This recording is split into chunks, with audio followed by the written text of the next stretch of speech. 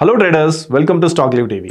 మనం పంపించే WhatsApp messages కానీ, అలాగే మనం యూస్ చేసిన ఏఐ టూల్స్ కానీ, మనం ట్రేడింగ్ చేసిన ప్లాట్ఫామ్స్ కానీ అన్నీ కూడా చాలా పెద్ద ఇన్ఫ్రాస్ట్రక్చర్ మీద డిపెండ్ ఉన్నాయి. దాంట్లో మేజర్ ఏంటంటే డేటా సెంటర్స్ మీద ఇవన్నీ కూడా డిపెండ్ అయ్యి ఉన్నాయి. అందుకే చాలా $1 బిలియన్ ఇన్వెస్ట్మెంట్ జరుగుతుంది డేటా సెంటర్స్లో. ఇండియా కూడా చాలా లార్జ్ హబ్ కింద మారబోతోంది. సో ఇప్పటిదాకా 950 మెగావాట్ ఆపరేషన్ కెపాసిటీ ఉన్న డేటా సెంటర్స్ ఆల్మోస్ట్ డబుల్ 2026లో అవబోతున్నాయి. అలాగే ట్రిపుల్ కూడా 2030 కల్లా అవుతాయని ఒక అంచనా అయితే ఉంది. దీనికి అనుగుణంగా అదానీ, హీరానందాని, రిలయన్స్, అమెజాన్ వీళ్ళందరూ కూడా ఈ డేటా సెంటర్స్ని ఇండియాలో ఎస్టాబ్లిష్ చేయడానికి చాలా $1 బిలియన్ అయితే ఇన్వెస్ట్ చేయడం జరుగుతుంది. అసలు ఎందుకు చేస్తున్నారు అంటే మేజర్ థింగ్ ఏంటంటే డిమాండ్ పెరగడం వల్ల.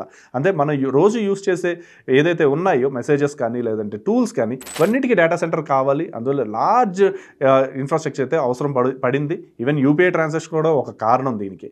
సో ఈ డిమాండ్కి అనుగుణంగా ఈ ఇన్వెస్ట్మెంట్ అయితే జరుగుతుంది. ఇది ఒక ఆపర్చునిటీ కింద తీసుకున్నట్టయితే కనుక దీంట్లో మేజర్గా జరుగుతుంది ఓన్లీ టెక్నాలజీ ఒకటే పెట్టట్లేదు. డేటా సెంటర్ అంటే దీంట్లో చాలా ఇన్వాల్వ్ అవుతున్నాయి. ఫస్ట్ థింగ్ ఏంటంటే భూమి ఇన్వాల్వ్ అవుతుంది, అంటే రియల్ ఎస్టేట్ ఇన్వాల్వ్ అయి ఉంటుంది. ఇన్ఫ్రాస్ట్రక్చర్ కంపెనీస్ ఇన్వాల్వ్ అవుతాయి, వీళ్ళే కన్స్ట్రక్ట్ చేయాలి కాబట్టి. నెక్స్ట్ ఇంపోర్టింగ్ కంపెనీస్ ఉంటాయి, ఏదైతే హార్డ్వేర్ ఉందో అదంతా ఇంపోర్ట్ చేయాలి కాబట్టి సో ఇంపోర్టింగ్ కంపెనీస్ ఇన్వాల్వ్ అవుతాయి. అలాగే వీటన్నిటి ఫైనాన్స్ చేయాలి కాబట్టి ఫిన్టెక్స్ అలాగే బ్యాంక్స్ ఇవి కూడా ఇంపాక్ట్ అవుతాయి.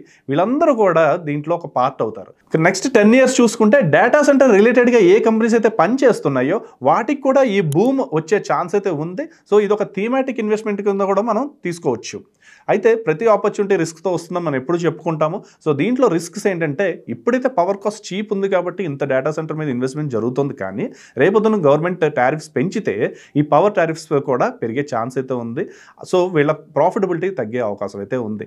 అలాగే ఈ ల్యాండ్ బ్యాంక్ ఏదైతే అవసరం పడిందో దానికి అప్రూవల్స్ అంత ఈజీ కాదు గవర్నమెంట్ నుంచి రావడం, అది చాలా పెద్ద రిస్క్. సో దానికి కొంచెం టైం పడుతుంది.